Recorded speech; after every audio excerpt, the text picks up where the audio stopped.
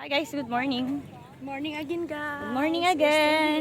We're enjoying our vacation, guys. So, Explore kami. explore. Ganun talaga. Sorry guys kung wala kayong time magbakasyon dahil kami meron. Nakabakasyon kami. Nakabakasyon Ayun, kami. ang Ito, ang daming bangka oh. Daming tent. Yan. Grabe, ang ganda dito guys. Kaya naliligo na sila oh. Yan. Pero to dadaanin natin to hanggang dun sa dulo. Oo.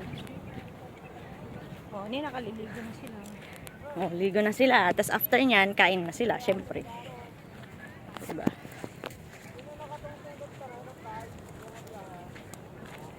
Lala ngay, wow, tipagpag nakita mo. Nay, ni Papa nga. Tomorrow na ata. Yay! May bagagpidot naman.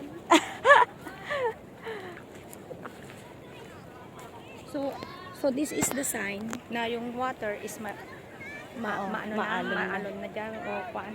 Pero Risky maganda na. oh. Tignan mo ang linaw ng dagat. No? Nakikita mo yung mga blue tsaka yung crystal talaga. Grabeng ganda. Kaya nga sabi, mag-ingat kasi more on stone. Oh, more on stone talaga siya.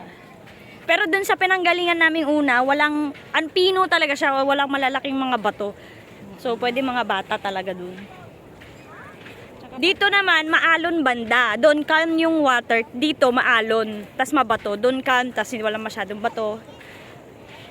Yan. Ito masyadong private lang. Oh, private na siya. Yung cottage nila dyan.